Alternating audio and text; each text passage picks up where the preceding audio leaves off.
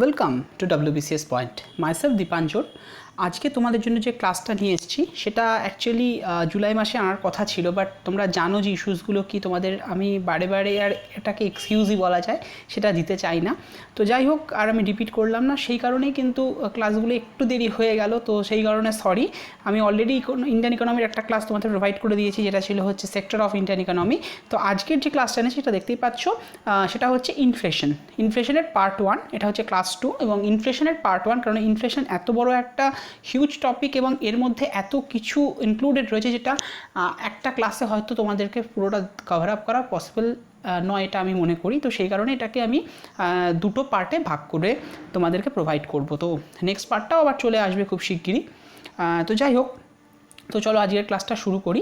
এবং ক্লাস শুরু করার আগে বলবো যে তোমরা যারা আমাদের হোয়াটসঅ্যাপ অথবা টেলিগ্রাম গ্রুপে জয়েন হতে চাও তাদের বলবো ডেসক্রিপশন বক্সে লিঙ্ক দেওয়া রয়েছে, সেখানে মানে লিঙ্কের থ্রুতে জয়েন হয়ে যেতে পারো। এবং অলরেডি আমাদের অ্যানথ্রোপোলজিরও কিন্তু একটা হোয়াটসঅ্যাপ গ্রুপ ক্রিয়েট করা হয়েছে, সেটা অনেক দিনই হয়েছে অলরেডি, তো সেখানেও কিন্তু জয়েন হয়ে যেতে পারো তোমরা। এবং সেটাই তোমাদের অনেকে আমরা জিজ্ঞাসা করেছিলে, তো সে কারণে বলে দিলাম। ওকে, তো চলো ক্লাসটা স্টার্ট করি। দেখো, প্রথমে যেটা বলবো যে হোয়াট ইজ ইনফ্লেশন। ইনফ্লেশনটা বোঝা সবার আগে দরকার। তো ইনফ্লেশন মানে কি? লোকের হাতে প্রচুর টাকা পয়সা চলে আসা। তো rise of general price level of goods and service in economy, অর্থাৎ যদি জিনিসপত্রের দাম বেড়ে যায় এবং লোকের হাতে প্রচুর টাকা পয়সা চলে আসে তার সাথে সাথে, তো এই যে সম্মিলিত যে প্রয়াসটা, সেটাকে আমরা বলতে পারি ইনফ্লেশন বা মুদ্রাস্ফীতি। বাংলা ভাষায় যাকে বলে মুদ্রাস্ফীতি। মুদ্রাস্ফীতি মানে কি? টাকা পয়সা বেড়ে যাওয়া। তো লোকের হাতে যখন টাকা পয়সা চলে আসছে, লোকের হাতে যখন টাকা পয়সা চলে আসবে, তখন অবভিয়াসলি জিনিসপত্রের দাম কিন্তু বেড়ে যাবে। কারণ আমরা জানি যে জিনিসপত্রের দামের সাথে যে জিনিসপত্রের দামের বাড়ার সাথে কিন্তু অর্থের যে বা কি বলবো, যে লোকের হাতে টাকা পয়সা এসে যাওয়ার যে সম্পর্ক, সেটা কিন্তু সবসময় পজিটিভলি থাকে। তো সেই কারণে এই ইনফ্লেশনের টাইম পিরিয়ডে কী হয় যে general price level of good যেমন বাড়ে এবং লোকের হাতেও কিন্তু প্রচুর, মানে লোকের হাতে মানে সমগ্র যে একটা কান্ট্রির ক্ষেত্রে আমি বলতে পারি, একটা কান্ট্রি বা একটা অঞ্চলকে আমি যদি ধরি, তাদের হাতে কিন্তু টাকা পয়সা চলে আসে। তো সাপোজ আমি একটা এক্সাম্পলের থ্রু দিয়ে বলতে পারি যে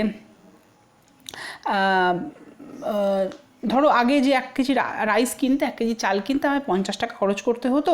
তো সেক্ষেত্রে দেখা যাচ্ছে যে 1 কেজি চালটাই কিনতে এখন আমায় 70 টাকা খরচ করতে হতো। সেই 70 টাকা খরচ করার মতো ক্ষমতা হয়তো আমার এসছে, কিন্তু চালের দামটা কিন্তু অলরেডি বেড়ে গেছে। এবার আমার ক্ষমতা আছে, কিন্তু 10 জনের কিন্তু সেই ক্ষমতাটা নেই। অর্থাৎ মুদ্রাস্ফীতি কিন্তু কোনো ইকোনমির জন্য ভালো নয়। অবশ্যই ভালো কিছু কিছু মুদ্রাস্ফীতি, সেই কিছু কিছু মুদ্রাস্ফীতি কী কী, সেগুলো আমরা নিচে একটা টাইপসের থ্রু দিয়ে কিন্তু বিষয়টাকে বোঝাবো। দেখো, এখানে আমরা মোটামুটি 10খানা মুদ্রাস্ফীতির ধরন পড়ব। তো প্রথম যে মুদ্রাস্ফীতিটার কথায় আসবো, that is a demand pull inflation. সেটা কি? দেখো, পুল মানে কি? সবার আগে টানা। তো total demand of good service exceeds the supply. অর্থাৎ জিনিস মানে ইনফ্লেশনের সময় কি হয় যে ধরো জিনিস মানে কোনো একটা দ্রব্যের চাহিদা প্রচণ্ড পরিমাণে বেড়ে গেল। তো সেটার ফলে কি হবে যে তখন ওই চাহিদা বেড়ে যাওয়ার ফলে লোকে তো প্রচুর জিনিসপত্র ওই জিনিসটা কিনছে। তো তার ফলে কি হচ্ছে, ওর সাপ্লাইটা কিন্তু হ্রাস পায়। যেই সাপ্লাই হ্রাস পায়, যারা সাপ্লায়ার তারা কি করে, ওই জিনিসটার দামটা কিন্তু অটোমেটিক্যালি বাড়িয়ে দেয়। তো সেইটাকে কিন্তু আমরা বলতে পারি ডিম্যান্ড পুল ইনফ্লেশন। অর্থাৎ ডিম্যান্ডের জন্য, চাহিদার জন্য জিনিসটার দাম বেড়ে গেল।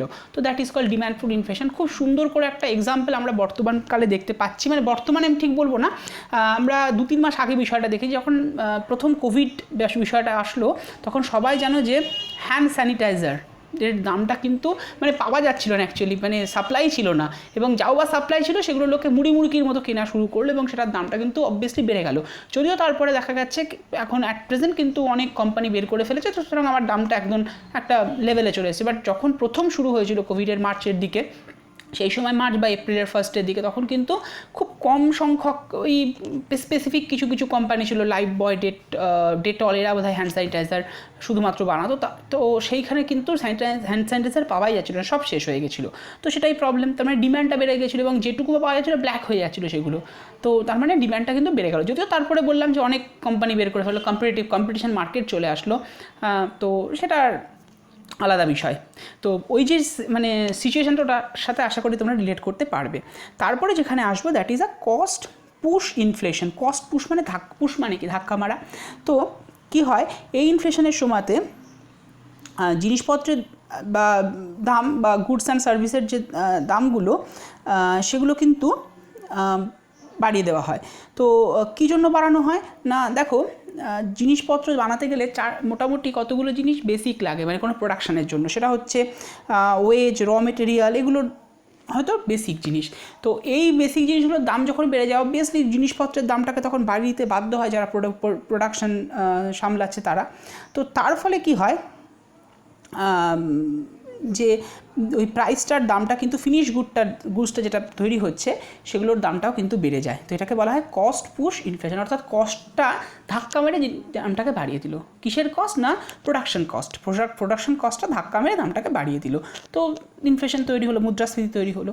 আচ্ছা, এরপরে যেখানে আসবে that is a deficit induced inflation. এটার মানে কি, যখন গভর্নমেন্ট ডিসিশন নেয় যে তাদের ডেফিসিট আছে, মানে ঘাটতি রয়েছে, তো ঘাটতিটা কী করে পূরণ করবে, ধার করে, ডেপ্ট করবে। বিভিন্ন ওয়ার্ল্ড ব্যাংক বলো, এডিবি বলো, মানে এশিয়ান ডেভেলপমেন্ট ব্যাংক, বা অন্য কোনো ফরেন কান্ট্রি থেকে ধার করবে। তো সেই ধার করার ফলে কী হয়, লোকজনের হাতে কিন্তু সার্কুলেট হয়ে যায় টাকাটা।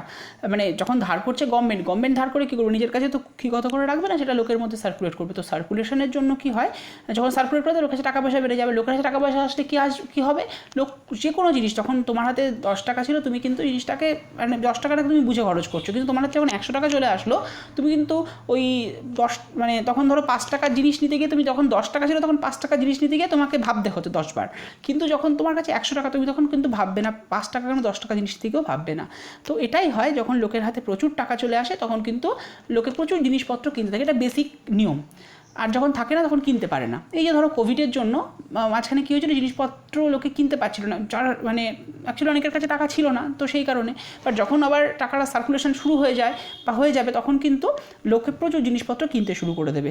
তো এর ফলেই কী হয়, জিনিসপত্রের দামটা অবভিয়াসলি বাড়ে। তো এটার পেছনে কী কারণ দায়ী না, গভর্নমেন্ট টাকাটা ধার করলো বাইরে থেকে এবং সেটা সার্কুলেট করে দিল লোকজনের মধ্যে, তার ফলে কিন্তু এটা হলো। তো that is call deficit induced inflation. মানে এটার যে মেন রিজন সেটা হচ্ছে ডেফিসিট, গভর্নমেন্ট ডেফিসিটের কারণে ধার। ওকে, তো এরপরে চলে আসবো কারেন্সি ইনফ্লেশন। এটার মানে কি, গভর্নমেন্ট যখন দেখে যে লোকের হাতে টাকা পয়সা নেই, তো চলো টাকা মিন্ট করি, মানে টাকা ছাপাই। যেমন মাঝখানে তোমরা সবাই জানো অভিজিৎ বিনায়ক বন্দ্যোপাধ্যায়, যিনি অর্থাৎ এই বিখ্যাত ইকোনমি, যিনি নোবেল প্রাইজ পেলেন ইকোনমির জন্য মানে লেটেস্ট ইয়ারে। তো তিনি কিন্তু বললেন কি, গভর্নমেন্টের এই কোভিডের সিচুয়েশনে যে অর্থনীতির যে সমস্যা, এটা মেটানোর উপায় হচ্ছে প্রচুর টাকা মিন্ট করা। তিনি এটা সলিউশন দিয়েছিলেন, অনেকে জেনে থাকবে বিষয়টা। তো এই টাকা মিন্টিং, মানে উনি এটা বলেছিলেন। তো এক্ষেত্রে কী হয়, গভর্নমেন্ট যখন টাকা মিন্টিং করে, তার বেশ কিছু প্রসিডিউর আছে, সেটা নেক্সট যে ক্লাসগুলো আসবে সেখানে আলোচনা করে দেবো, যে কোন কোন বিষয়ের উপর নির্ভর করে টাকা মিন্টিং করে। গভর্নমেন্ট চাইলে টাকা মিন্টিং করতে পারে না। তো যাই হোক, যখন গভর্নমেন্ট টাকা মিন্টিং করে তখন কী হয়, লোকের হাতে প্রচুর টাকা পয়সা চলে আসছে। তো এর ফলে কী হবে, কিন্তু লোকের হাতে টাকা পয়সা চলে আসা মানে সেই একই প্রসেস, অর্থাৎ লোকে বেশি করে জিনিসপত্র কিনবে, আর জিনিসপত্র বেশি করে কেনা মানে ওটার সাপ্লাই কমে যাচ্ছে, বা সাপ্লাইয়ের মানে একটা ব্যাপার থাকছে, তখন ইস্যু থাকছে, তারপরে অবভিয়াসলি জিনিসপত্রের দাম বেড়ে যাচ্ছে। তো এইভাবে ইনফ্লেশন তৈরি হয়ে যাচ্ছে। আচ্ছা, এবারে চলে আসি credit inflation, that is release on loan through commercial bank. যখন দেখা যায় কমার্শিয়াল ব্যাঙ্কগুলো প্রচুর লোন ছাড়ছে, লোন দিচ্ছে, লোক বিভিন্ন রকমের অফার দিচ্ছে, লোনের হয়তো সুদের হারটা হয়তো কম নিচ্ছে, এরকম যখন সিচুয়েশান আসে, তখন লোকে কী করবে, বেশি করে কমার্শিয়াল ব্যাঙ্কগুলো থেকে টাকা ধার নেবে। আর কমার্শিয়াল ব্যাঙ্ক থেকে টাকা ধার নেওয়া মানে লোকের হাতে টাকার পরিমাণ বেড়ে যাবে, আর লোকের হাতে টাকার পরিমাণ বেড়ে যাওয়া মানে লোকে বেশি বেশি করে জিনিসপত্র কিনবে, আর বেশি বেশি করে জিনিসপত্র কেনা মানেই কী তৈরি হবে, লোককে কিন্তু লোকের হাতে যেই বেশি করে জিনিসপত্র চলে আসবে, টাকা পয়সা চলে আসবে, তখন লোকে কী করবে, জিনিসপত্র যেই বেশি কিনছে, আর জিনিসপত্র বেশি কেনা মানে জিনিসপত্রের দাম বেড়ে যাবে। ওকে, তো এবার যেখানে আসবো, that is a credit inflation. তো এটা কী করে হয়, through a loan of commercial bank. এটা তো তোমাদের বললামই, সরি। এরপরে চলে আসবো প্রাইসিং পাওয়ার ইনফ্লেশন। এটার মানে কি, increase the price of goods through the decision of industrial sector. অর্থাৎ অনেক সময় দেখা যায় এই ধরনের ইনফ্লেশনে বিজনেস হাউসগুলো বা ইন্ডাস্ট্রিয়াল সেক্টরগুলো ডিসাইড করে যে তাদের জিনিসপত্রের দামটা তারা বাড়িয়ে দেবে, এবং এর ফলে কিন্তু মানে কী কারণে বাড়াবে তার একটা কারণ থাকে। তো আগে যে কারণটা ছিল সেটা তোমাদের বলেছিলাম, যেখানে আমরা দেখতে পেয়েছিলাম যে কস্ট ফুড ইনফ্লেশন, সেক্ষেত্রে মানে প্রোডাকশন কস্টের জন্য কিন্তু ওটা করতে হয়েছিল। বাট এক্ষেত্রে যখন ওই প্রোডাকশন হাউসগুলো চায় যে প্রোডাকশন কস্ট হয়তো সেম আছে, কিন্তু প্রবলেমটা হয় কোথায়, তাদের হয়তো প্রফিটটা বেশি করতে চায়, সে কারণে জিনিসপত্রের দামটা বাড়িয়ে দিল। তো এইটাই যদি রিজন হয় যে প্রফিট বেশি করার জন্য জিনিসপত্রের দাম বাড়িয়ে দেয়, তো that is call pricing power inflation. Okay, এবারে চলে আসবো আমরা ক্রিপিং ইনফ্লেশন। ক্রিপিং ইনফ্লেশন, যেটার কথা আমি প্রথমের দিকে বলছিলাম যে ইনফ্লেশন কোনো ইকোনমির জন্য ভালো না হলেও কিছু কিছু ইনফ্লেশন কিন্তু কোনো কোনো ইকোনমির জন্য ভালো। তো তার মধ্যে one of them is a creeping inflation. Creeping মানে, ক্রিপিং কথার অর্থ হচ্ছে হামাগুড়ি দেওয়া, অর্থাৎ এই ইনফ্লেশনটা খুব ধীরে ধীরে ধীরে ধীরে বাড়ে। তো এই ধরনের ইনফ্লেশন কিন্তু কোনো ইকোনমির জন্য খুব পজিটিভ এফেক্ট আনতে পারে। তারপরে চলে আসবো আমরা গ্যালোপিং ইনফ্লেশন। গ্যালোপিং মানে গ্যালোপিং ট্রেনের কথা সবাই জানো, দ্যাট ইজ এ লাফানো, লাফিয়ে লাফিয়ে কোনো জিনিস বেড়ে যাওয়া। তো এই গ্যালোপিং ইনফ্লেশনের সময় কি হয় যে জিনিসপত্রের দাম ডবল বা 3 গুণ বা 2 গুণ করে হিসেবে কিন্তু বাড়তে থাকে। তারপরে চলে আসবো আমরা রিপ্রেসড ইনফ্লেশন। যখন government compel to decrease the market price, অর্থাৎ গভর্নমেন্ট জিনিসপত্রের দাম মানে মার্কেট প্রাইসটা হ্রাস করতে কিন্তু বাধ্য থাকে, তো তাকে আমরা বলবো রিপ্রেসড ইনফ্লেশন। ওকে, এবারে যেখানে আসবো that is a expected inflation when price levels increase in the expected rate, অর্থাৎ জিনিসপত্রের দাম যখন যে মানে আমরা যে রেটে চাই সেই রেটেই কিন্তু বাড়াতে পারে, তো that is call expected inflation. Okay, এবার আমরা চলে আসবো যে ইনফ্লেশনকে আমরা মাপি কীভাবে। ইনফ্লেশনকে মাপি দুটো পদ্ধতিতে, সেটাকে আমরা বলতে পারি প্রাইস ইন্ডেক্স। তো প্রাইস ইন্ডেক্সকে আমরা কীভাবে ভাগ করতে পারি, wholesale price index and consumer price index. Okay, তো এখানে ইন্ডেক্স লেখা রয়েছে, হোলসেল প্রাইস আর কনজিউমার প্রাইস ইন্ডেক্স আমরা দুটো ভাগে ভাগ করতে পারি। তো হোলসেল প্রাইস ইন্ডেক্স বলতে কি, দেখো হোলসেল রেটে যখন কোনো জিনিসপত্র বিক্রি করে যাকে আমরা বলতে পারি হোলসেল প্রাইস ইন্ডেক্স। তো হোলসেল প্রাইস ইন্ডেক্সে যদি আমরা বেস ইয়ার ধরি, সেটাকে আমরা বলতে পারি 2012, এটা একটা বেস ইয়ার ধরা হয়, সেই বেস ইয়ারের ওপর ভিত্তি করে কিন্তু হোলসেল প্রাইস ইন্ডেক্সটাকে মাপা হয়। তো একটা ছোট্ট ইকুয়েশন মতো রয়েছে, আমরা এটাকে বলতে পারি এভাবেই, তোমাদের কাছে ইকুয়েশনটাকে একটু লিখে দেখাবো যাতে করে তোমাদের বুঝতে সুবিধা হয়। WPI বা হোলসেল প্রাইস ইন্ডেক্সকে আমরা এভাবে মাপতে পারি কি করে, দেখো এখানে আমরা লিখতে পারি WPI 2, আচ্ছা সরি একটুখানি ভালো করে লিখি তাহলে বুঝতে সুবিধা হবে। WPI 2 minus WPI 1 by WPI 1 into 100। এখানে আর লেখার স্পেস পাচ্ছি না, যাই হোক WPI 2 minus WPI 1 by WPI 1 into 100, অর্থাৎ এই WPI 1 বা 2 বিষয়টা কি, দেখো WPI 2 বলতে যেটাকে বোঝায় সেটা হচ্ছে কারেন্ট, মানে আমরা যদি WPI 1 যেটাকে বলবো সেটা হচ্ছে wholesale price in the previous year, আর যদি WPI 2-তে যায় সেটা হচ্ছে wholesale price in the present year. Okay, আর এই WPI অ্যাকচুয়ালি মাপা হয় কী হিসেবে না, এটাকে মাপা হয় কিন্তু আমরা যদি দেখি এটা দুটো ভাগ আছে WPI এবং CPI। তো WPI মাপা হয় বেসিক্যালি মান্থলি বেসিসে। ওকে, এবার কতগুলো জিনিস এখানে বলা আছে, দেখো হাইয়েস্ট WPI, সর্বোচ্চ WPI 1974 সালে পাওয়া গেছিলো, সেটা হচ্ছে 34.98%। লোয়েস্ট WPI পাওয়া গেছে -11.31%, যেটা 1976 সালে। আর রিসেন্ট WPI যেটা হচ্ছে 3.1% জানুয়ারি মানে 2020-তে পাওয়া গেছে। ওকে, এটা অ্যাট প্রেজেন্ট WPI আর হাইয়েস্ট লোয়েস্ট, এগুলো কিন্তু ছোটো ছোটো ডেটা, এগুলো কিন্তু খুব ইম্পর্ট্যান্ট বলা যেতেই পারে, মানে ডেটা ভিত্তিক যে কোশ্চেনগুলো আসে সেগুলোর জন্য বলবো খুব খুব ইম্পর্ট্যান্ট, কারণ এগুলো থেকে কিন্তু বললামই যে প্রচুর কোশ্চেন কিন্তু দিয়ে থাকে। ওকে, আচ্ছা এবার চলে আসবো আমরা WPI কভার্স মোটামুটি 697টা কমোডিটিস কভার করে, মানে হোলসেল প্রাইসের মধ্যে এই কমোডিটিসগুলো পড়ে যায়। তো WPI is measured by the industrial department of ইন্ডিয়ার যে ইন্ডাস্ট্রিয়াল ডিপার্টমেন্ট বা শিল্প দপ্তর আছে তার থ্রু দিয়ে মাপা হয়। আর inflation can be measure by WPI from 1902, অর্থাৎ 1902 সাল থেকে WPI থ্রু দিয়ে কিন্তু ইনফ্লেশন মাপা হচ্ছে।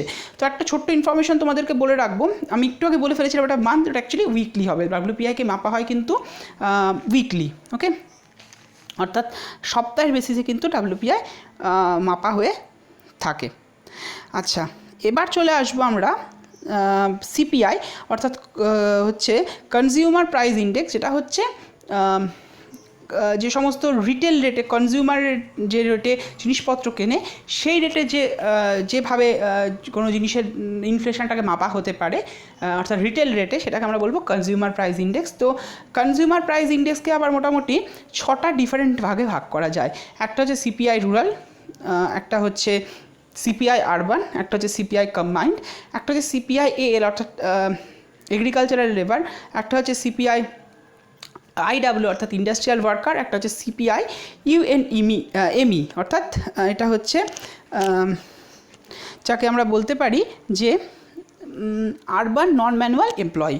ওকে, তো এখানে দেখো পাশে লেখা আছে সিএসও। তো এগুলো কি অ্যাকচুয়ালি এগুলো কারাম, এই যে রুরাল বললাম, আরবান বললাম, বা কম্বাইন্ড বললাম, বা ধরো এই যে ইউএনএমই বলছি, এগুলো কারা মাপে? এগুলো সবকটাই মাপে কিন্তু সিএসও অর্থাৎ সেন্ট্রাল স্ট্যাটিস্টিক্যাল যে অর্গানাইজেশন আছে তারা মাপে।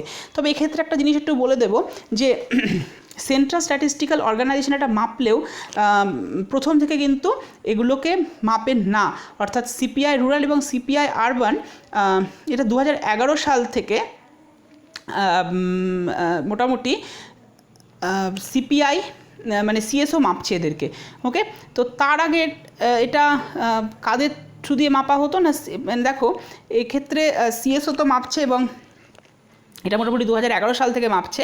তো তার আগের যেটা আমরা বলবো যে সিপিআই এএল অর্থাৎ আমাদের এগ্রিকালচারাল লেবার এবং ইন্ডাস্ট্রিয়াল ওয়ার্কার, এ দুটো কিন্তু আমাদের লেবার ডিপার্টমেন্টের থ্রু দিয়ে মাপা হয়ে থাকে।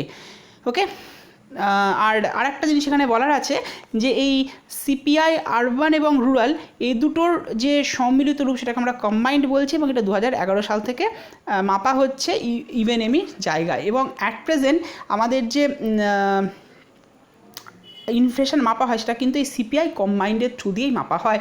এখন আর হোলসেল প্রাইস ইন্ডেক্স দিয়ে কিন্তু আমাদের ইনফ্লেশনটাকে সেভাবে মেজার করা হয় না। মানে যে গভর্নমেন্ট যে ডেটাটা ধরে সেটা কিন্তু এই সিপিআই কম্বাইন্ডের ডেটা ধরে। মানে এতগুলো যে সিপিআই আছে তার মধ্যে অনলি কম্বাইন্ড ডেটাটাকেই কিন্তু গভর্নমেন্ট ধরে। ওকে, তো এই তো গেল এর ভাগ। এবং এক্ষেত্রে একটা জিনিস বলা আছে, সিপিআই কিন্তু মান্থলি বেসিসে মাপা হয়ে থাকে। ওকে,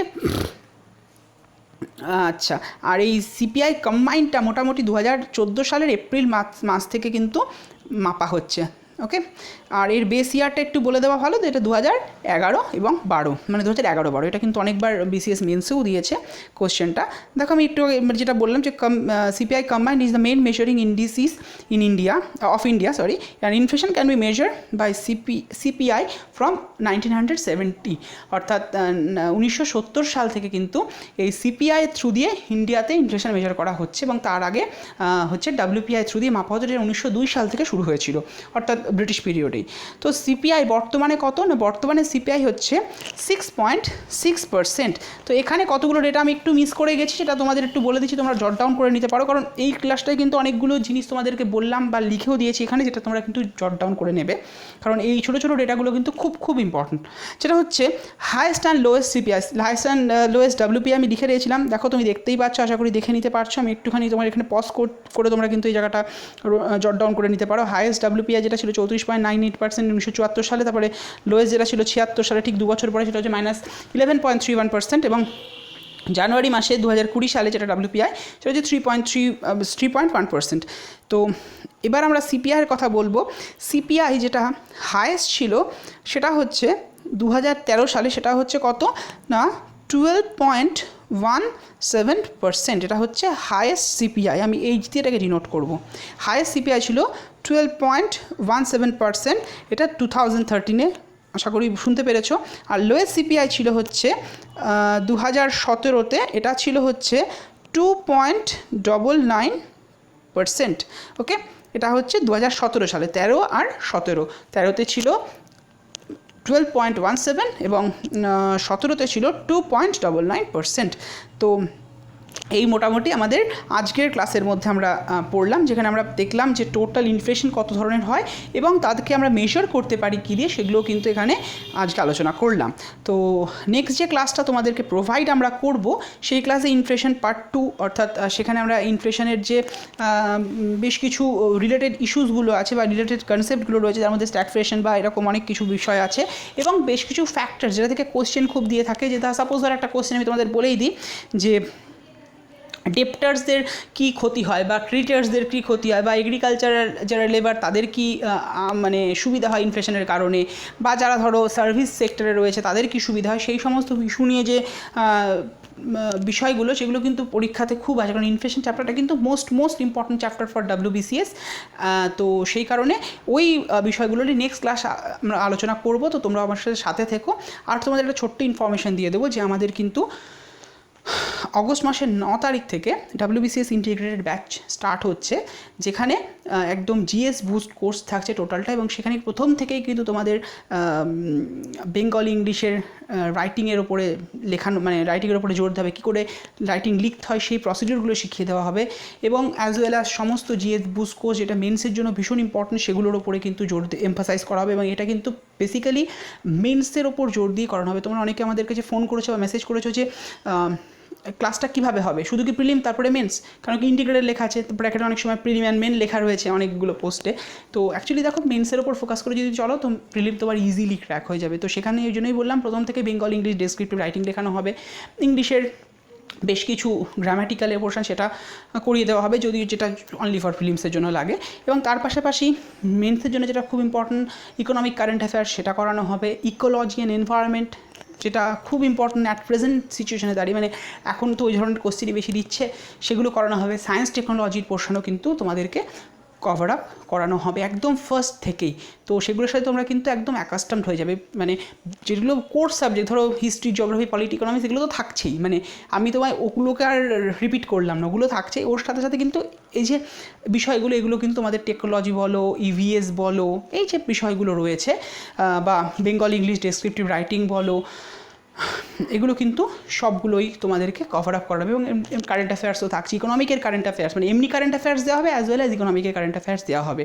তো এই সংক্রান্ত ডিটেলটা তোমাদের ডেসক্রিপশন বক্সে আমি দিয়ে দেবো, এবং আরও ডিটেল জানতে গেলে আমাদেরকে তোমরা হোয়াটসঅ্যাপ অর আমাদের যে কন্ট্যাক্ট নাম্বার দেওয়া আছে সেখানে কন্ট্যাক্ট করে নিতেই পারো। আর তোমাদেরকে বলে দিই, এটা এই যে ইন্টিগ্রেটেড ব্যাচটা এটা কিন্তু শুরু হচ্ছে 9 আগস্ট থেকে। এটা 2 আগস্টে হওয়ার কথা ছিল, বাট আমাদের কিছু পার্সোনাল ইস্যুর জন্য একটু এক সপ্তাহ আমরা একটুখানি সময় নিয়েছি। তো এটা 9 আগস্ট থেকে কিন্তু স্টার্ট হচ্ছে। আর 2 আগস্ট থেকে, অর্থাৎ আর একদিন বা দুদিন পরই কিন্তু তোমাদের ক্লাস আমাদের যেটা দেওয়া হবে সেটা হচ্ছে অ্যানথ্রোপোলজির ক্লাস। অলরেডি আমাদের এই ক্লাসটার জন্য অনেকে ফোন করে নিয়েছো এবং অনেকে জয়েন হয়ে গিয়েছো। তো এটা কিন্তু একদম ডেডিকেটেডলি ক্লাসটা হচ্ছে অ্যানথ্রোপোলজি অপশনাল, যেটা আমি নিচ্ছি, এবং এই সংক্রান্ত জানতে ডেসক্রিপশন বক্স চেক করে নাও, আর কন্ট্যাক্ট নাম্বার, হোয়াটসঅ্যাপ নাম্বার দেওয়া আছে, সেখানেও যোগাযোগ করে নিতে পারো। আর অলরেডি এই নিয়ে কিন্তু একটা ভিডিও আমি তোমাদেরকে প্রোভাইডও করে নিয়েছি, সেটাও কিন্তু তোমরা দেখে নিতে পারো। তো আজকের মতো এই পর্যন্তই।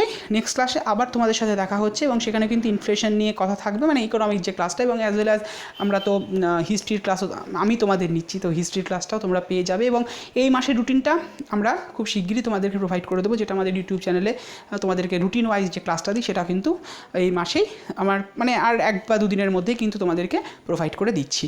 আর চলো আজকের মতো এই পর্যন্ত, নেক্সট ক্লাসে আবার তোমাদের সাথে দেখা হচ্ছে।